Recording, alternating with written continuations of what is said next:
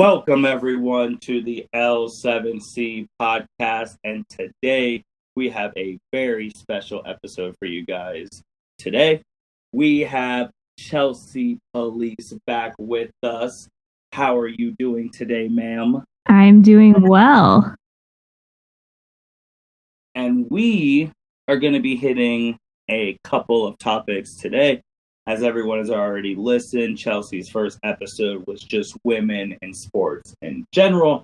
And today we're going to tackle some pretty hot topics in the past couple months. The Simone Biles, if you want to call it a controversy, the commercial controversy, the Atlanta Senator versus the WNBA, some news today that's happened, and just a couple of things going that we're just going to hit. So let us start with the gymnast GOAT and one of the all-around GOATs of all of sports, Simone Biles. And Chelsea, she had a commercial with Uber Eats with one of the guys from Queer Eye, Jonathan Van Ness, or since he is big in the world, he has an acronym now, JVN. And she got some flack for doing this commercial.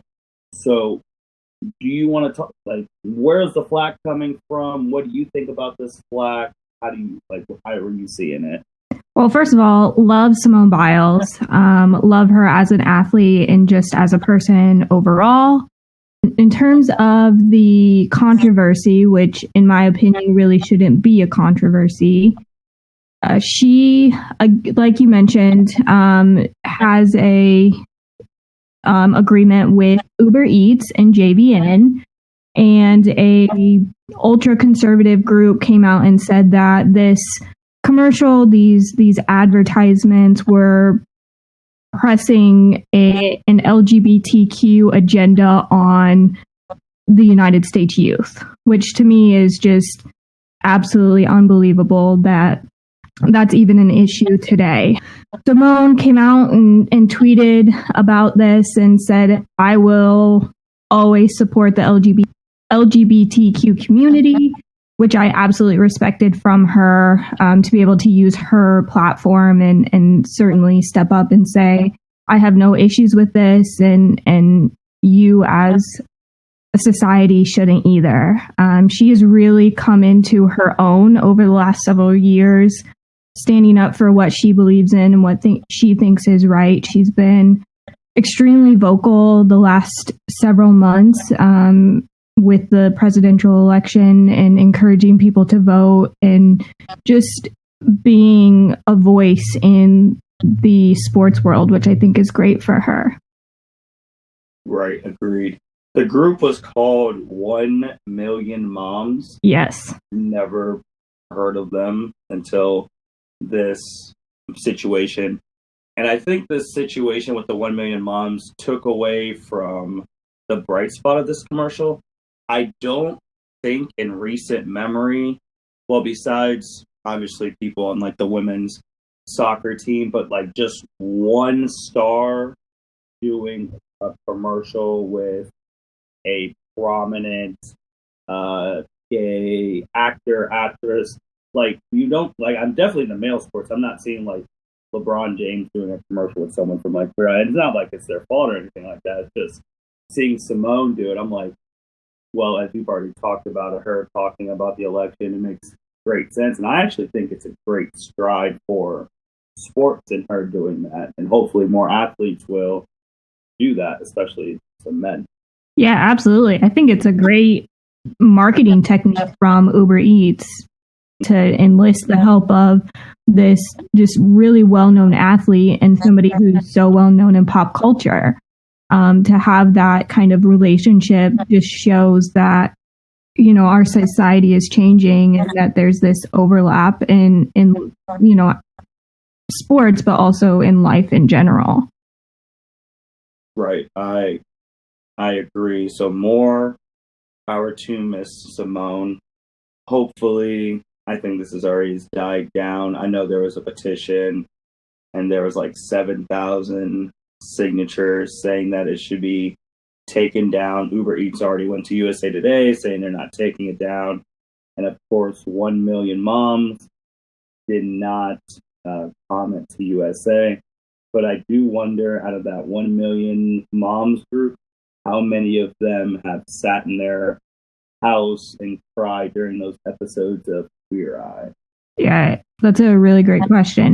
And my response to those people is just don't order from Uber Eats. If it bothers you that much, find a different company to do your food delivery. I mean, it's not that difficult. It's an advertisement. Two people have come together to do this advertisement, and you don't have to buy into the product. Like, you have your own free will to be able to make that decision for yourself. But don't say that a company is forcing a particular agenda on your children because two people did a commercial together.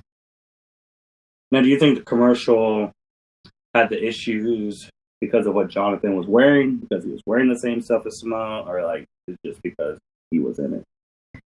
I'm going to guess probably his outfit has some to do with it, and just him in general. Like, you know, people know him from Queer Eye, what he stands for. He also is very vocal. He's an activist as well. So I'm sure that had part of it to do with it. But to me, you can look past those things. And like I said, just don't get food from Uber Eats. Like, it's just not that difficult. Right. I mean, yeah, you heard it from the lady here, folks. You have a problem with it, don't order from Uber Eats. And I think that's all we have on that. Both saying, way to go, Simone. Keep it up. Next, let's talk about the WNBA. And I think one of the biggest stories that is getting severely underreported, especially since it involves a U.S. senator. Senator Kelly Loeffler from Atlanta. She's the Atlanta Dream co-owner, and this has been ongoing for months. She introduced a bill that would effectively ban trans girls and women from playing publicly funded sports, potentially affecting thousands of youth, high school, and collegiate athletes nationwide. She clashed with the WNBA previously in her support of Black Lives Matter and Say Her Name, and obviously a campaign highlighting Black women killed by police. So she is an owner of a WNBA team, yet pushing a bill to limit women's sports, which just sounds asinine. So, Chelsea, I want to ask you, how do you feel about that? I did not know that there was a bill presented in that respect. So that, I think, you know, increases my opinion on this, and the fact that she should not be a WNBA owner. She clearly does not align her own personal values with the values of the WNBA and being this league that is inclusive and progressive and open to any person. So for me, I don't think she should be in the league at all. The other thing that's interesting about this whole situation is she was not elected. She was basically dropped into this Senate position. So it's not as if the people of Georgia voted her in that role. She was essentially handed that position in the Senate. So I think that's also problematic. Like, clearly she does not speak for the people. She certainly doesn't speak for the individuals who make the team that she owns. She clearly doesn't believe in the social justice initiatives, which, again, I just don't understand where that perspective comes from. And I was a bit disappointed that the WNBA didn't take additional steps to kind of remove her from that position. I know it's probably a little bit more difficult to do that than just simply saying, like, you can no longer own the team. But it kind of blows my mind that she would even want to own a team where she clearly doesn't believe in what's being done in the league. I mean, certainly money is obviously involved in all of this, but it's just really disappointing when the women in the WNBA have been so progressive have been so at the forefront of all of this. And it's absolutely incredible what they were able to do in terms of, generating money and awareness about her opponent in that race, and was able to, I think, have a hand in forcing a runoff in January, which is incredible and something that we have not seen in the past in sport. And this is something that I talk a lot about with this intersection of sport and politics. And people consistently say they don't want politics and sports to intertwine, but there's just absolutely no way around their intersection. They're just so intertwined, and there's just no way around that. Yeah. And an update on that bill as well. There was 17 other states who introduced a similar bill that she was trying to introduce, and only one has passed, and that was in Idaho. So that is that. My thing with her is, with her being an owner of a sports team, I guess from a selfish standpoint, that would potentially hurt her sports team in the future, because you're kind of limiting the potential WNBA stars that are going to be made through these youth programs and things of that nature by introducing that bill. So I don't understand why she would do it from a financial gain. And then from just a moral gain, is that you see these girls every day, almost. You're the owner of the team. So you're the one signing, well, Cohen or whatever she is, she's the one signing the checks. So I don't understand how that makes a positive work environment. And I don't know how a woman is supposed to put on a jersey and play for you, knowing that you're making bills to basically hurt women. Yeah, totally agree. And what's to say that those players don't decide one day that they're just not going to play for this individual? I mean, certainly they would take a financial hit themselves by choosing to boycott, or just simply saying, we won't take the court until, this person is ousted. But I don't know that they'll ever come to that, given, the high stakes. But at the same time, I think if any league were going to do something that drastic, it would be the WNBA, because they have 100% been at the forefront of some of these initiatives. And, at the end of the day, they don't get the credit for the things that they do. They do it quietly. They do it without much recognition. And I really, really applaud them for their ability to still do all of those things when, men's leagues get all of the praise and recognition for, social justice initiatives or other things that are happening, when at the end of the day, the WNBA are truly making a huge impact in their own communities. Yeah, and then I don't know if she still has her seat. I didn't check Georgia's stuff after the election. I do know that this situation, it kind of reminds me of the Sterling situation they used to with the Clippers, and then the NBA forced him to sell his team. So I don't know if that's the next step that these ladies have to go through, to be like, hey, you got to sell whatever you own in the Atlanta team, and you just got to go, because they're not going to play for you. That's bad for business if we have a whole team not playing for you. And even if they stop playing for her, other teams around the league will say, oh, we're just the way the WNBA is. We won't play as long as she's an owner there too. So then you have the whole WNBA not playing just because of this one owner potentially. And that's something that you don't want to do. You already don't make enough money as is. You don't want to lose more because of one owner. Yeah, that would be incredible if all teams in the WNBA just said, we're not going to play. We're going to, essentially do a lockout and say we're not going to play until this individual is no longer a part of our league. To kind of answer your question about the results of the election, there aren't technically any results. So they're going to a runoff, which will take place in January. So she doesn't, at this point, hasn't retained her seat.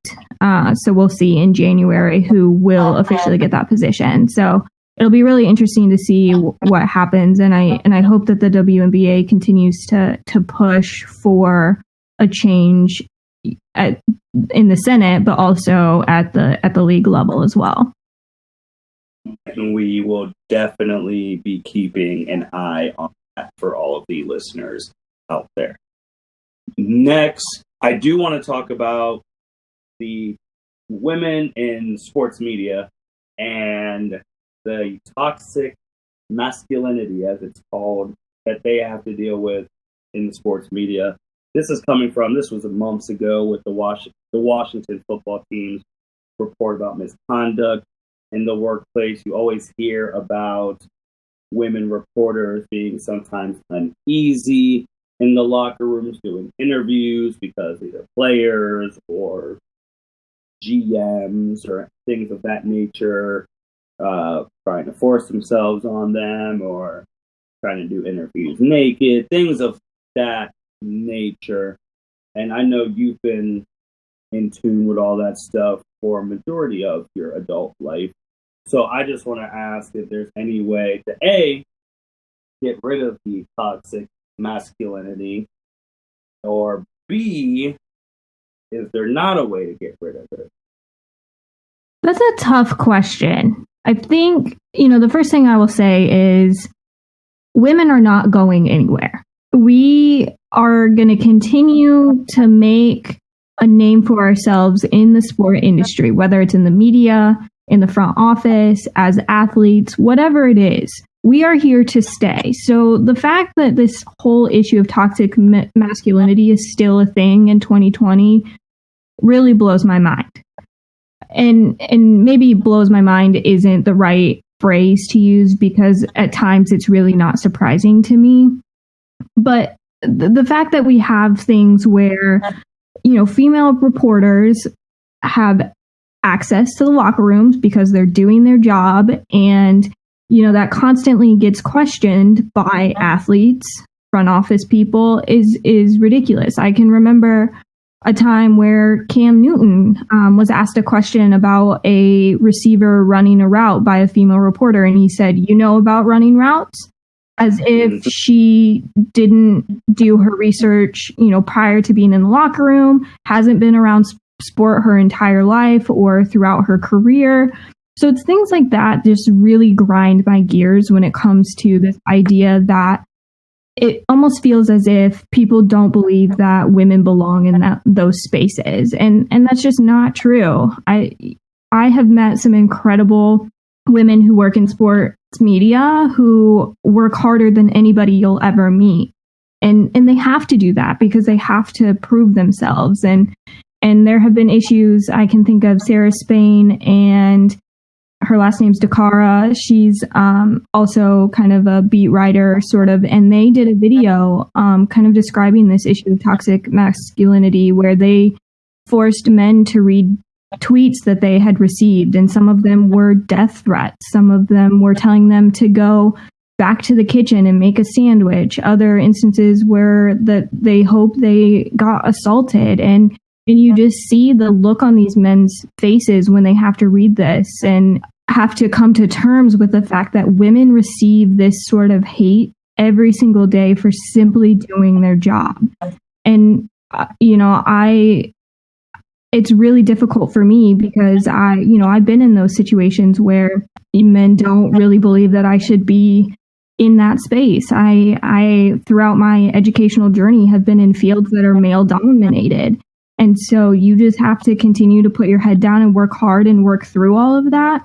But it becomes really, really exhausting for us to have to continually prove ourselves and also deal with issues of there's a possibility that someone could, if you're in a room with a man by yourself, like that something could happen. Unfortunately, it's a reality, and we have to be extra vigilant about those types of situations because we are vulnerable. And I hate that it's like that. And I hate that we have to, put that extra kind of thoughts in our mind, but it's a reality. And I think it's difficult sometimes for men to really understand what that's like.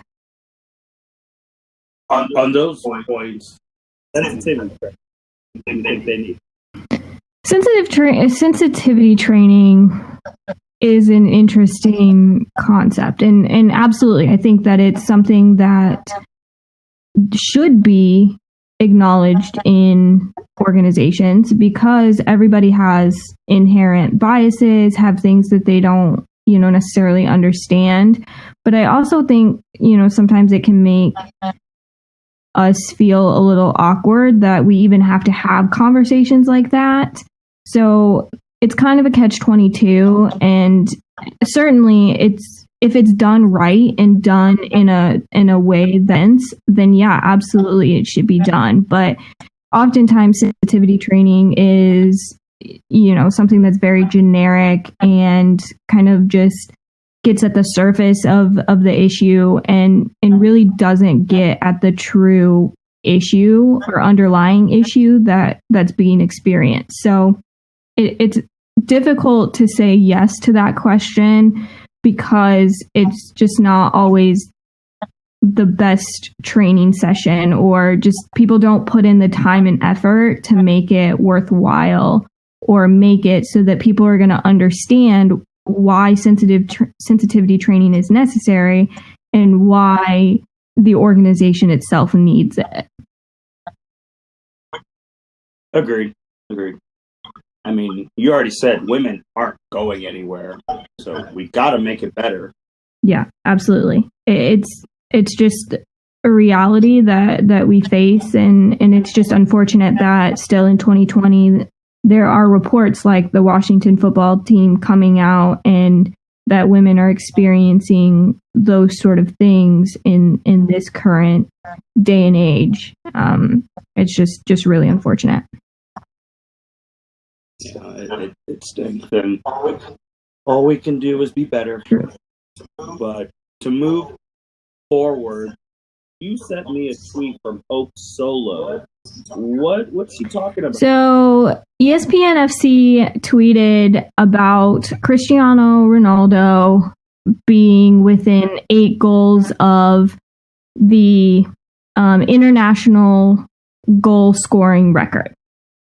However, the issue that with that tweet, and why Hope Solo quote tweeted it and responded herself, is that Christine Sinclair is currently the international leading scorer. And so ESPN FC basically ignored the fact that a woman holds that title, and Cristiano Ronaldo is actually nowhere near her record. So essentially they're saying that a men's sport supersedes the accomplishments of what Canadian Christine Sinclair has done. And Abby Wambach held that title before she did, and Mia Hamm held it before Abby Wambach. So it's been held by women for decades.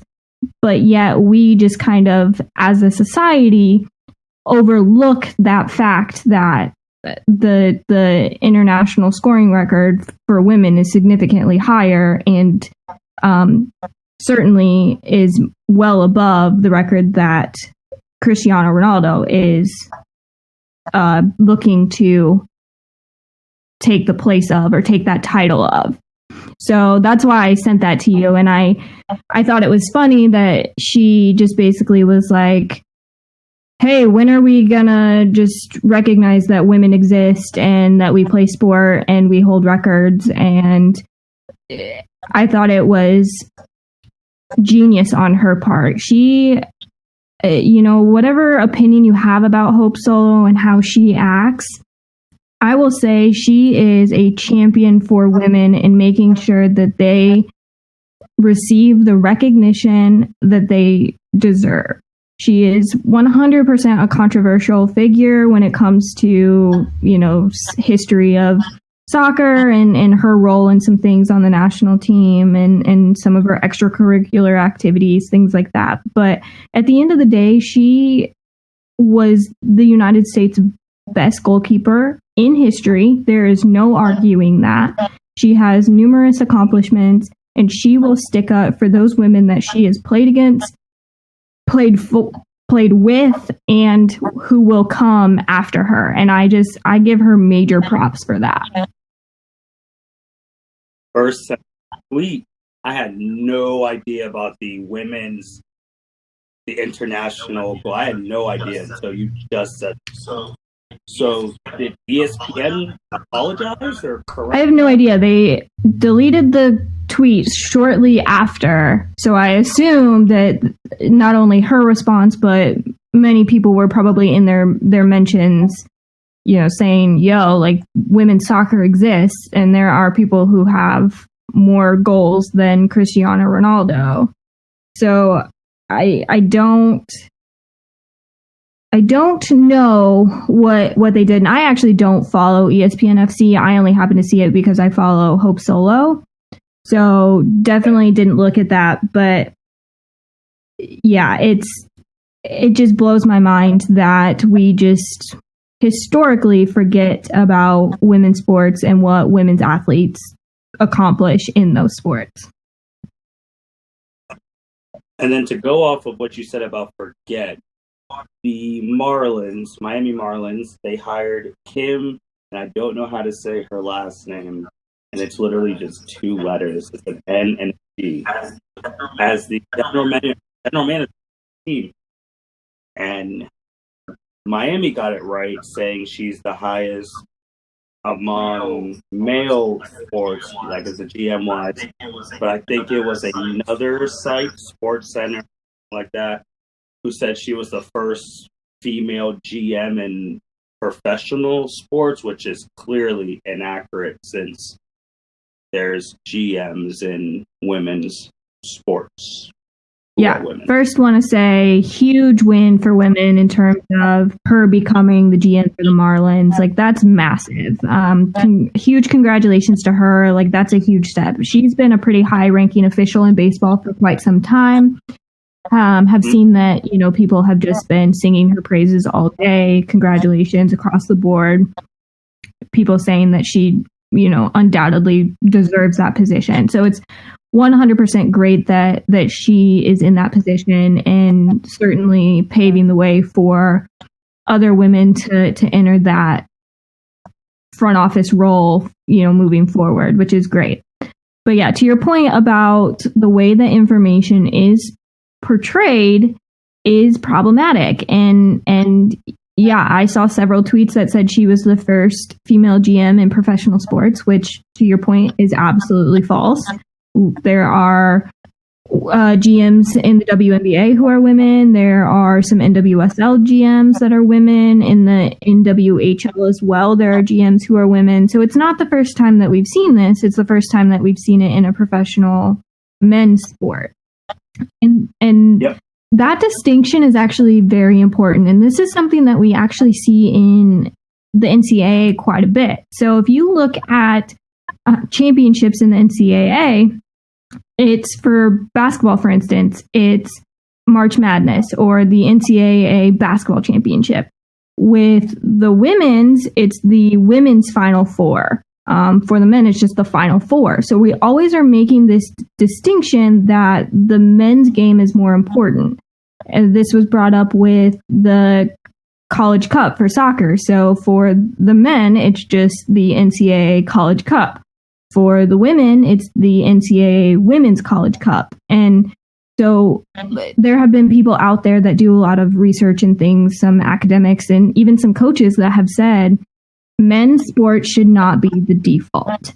You should 100% always put that men's versus women's in the description of whatever sport you're talking about, because we shouldn't automatically assume that we're talking about a men's sport, and that's going to be easier said than done because we're so trained to think that men's sports are the end all be all, when in reality we have this whole other side of sport that includes some incredible women and girls and athletes who are a part of the sport industry that just don't get the same recognition.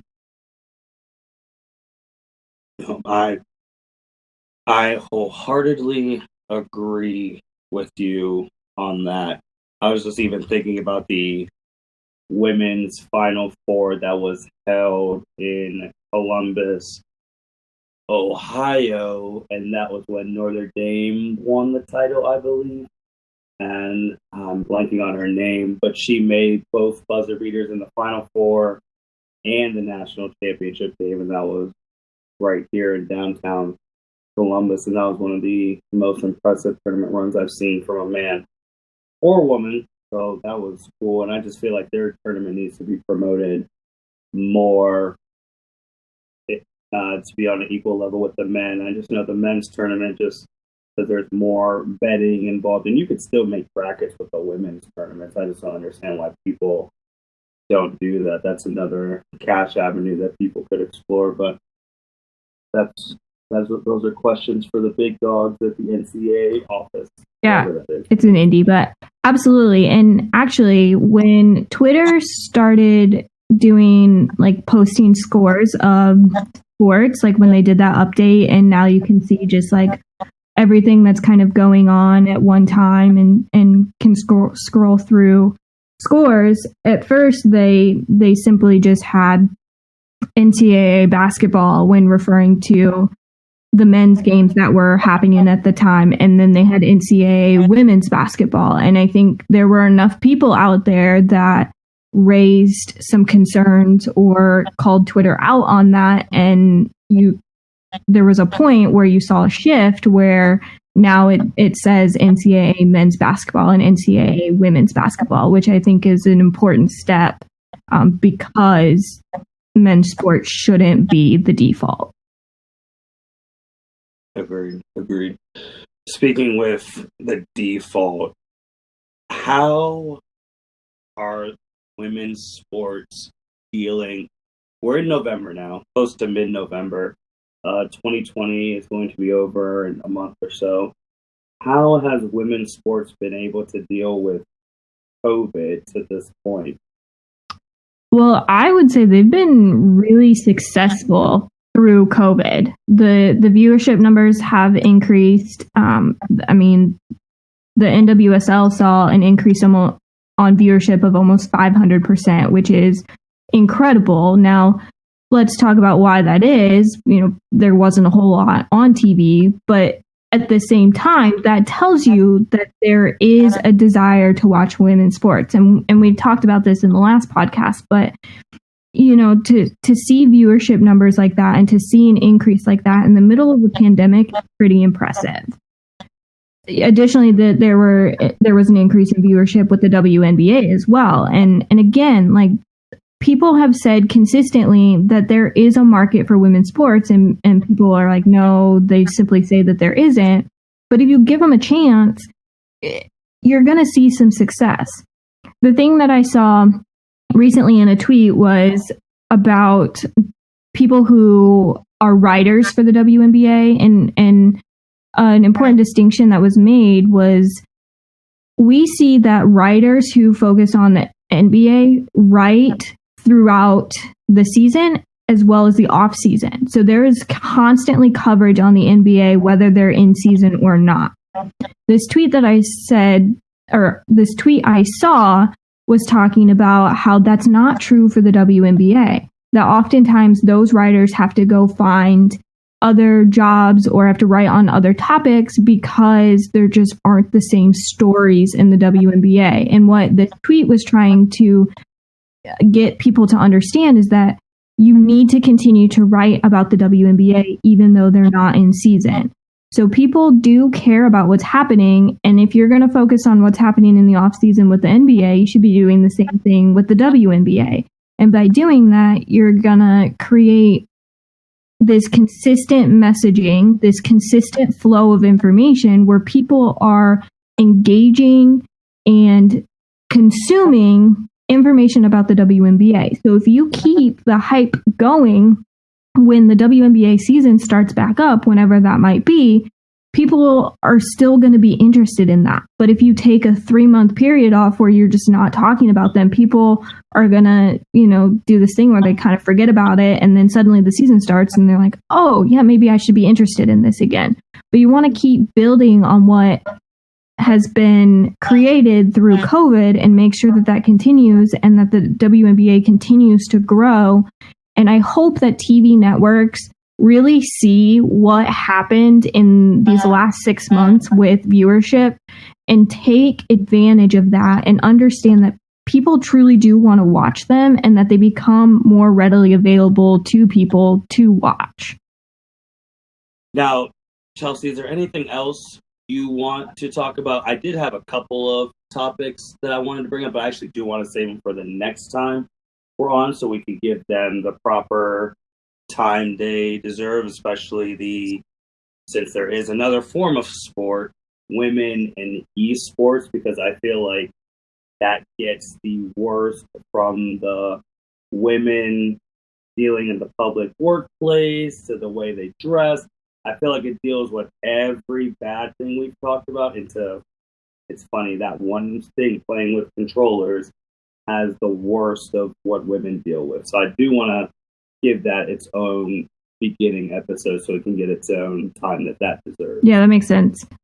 I don't think that I have anything else to add. I think, I sent you a few things. You sent me a few things. I think we covered those, unless you have anything else you can think of. Since we weren't on, congratulations to Megan Rapinoe and Sue Bird. Yes. So happy. Absolutely thrilled for them. Massive power couple. Yeah, love to see it. But also, I was really hyped last night because Tobin Heath and Kristen Press are potentially coming to Louisville to join Racing Louisville FC, which is incredible. Super excited for them. Hopefully they sign them and can get them to Louisville so I can see them play before I potentially relocate. But yes, Sue Bird, Megan Rapinoe, love them both. I can't say anything more. Like, I just was so hyped when I saw that, and it just makes me so happy because, even the last 6 months, we've just seen them just grow into this incredible couple, but also like they have their own experiences in terms of what they've gone through and being vocal in their own ways, but they just mesh so well together that I'm just so happy for them. And this summer when they were doing some of their Instagram lives, I've never laughed so hard in my life. Like, the two of them are so entertaining, and just like the chemistry is just unreal between the two of them. I act like I know them, but clearly I don't. But I do have Sue Bird's autograph, so that counts for something, right? Oh, that. Hey, I mean, we don't have it over here, so it makes you more famous having a famous person's autograph. But thrilled for them for sure. Yeah, I think that was a bright spot. I'm trying to think. I don't think we've hit on a lot of important things, and we still got a lot more important things to have you come back on, since you did so well and the people wanted you back. So we just got to make sure we have you back on a more frequent basis. Appreciate it. And with that being said, thank you everyone for listening to the L7C Podcast. Thank you, Chelsea, for being back on with us again. If you guys haven't listened to her first episode, Women in Sports, scroll down, give that a listen. It's under an hour. It's a very great, informative listen. So make sure you guys listen to that before you listen to this so that you catch how we're connecting both the episodes. And then the next time when we are on, we'll be talking about women in like esports. And obviously there'll be stories that'll happen between now and the next time we're on. And we'll definitely cover that for you guys.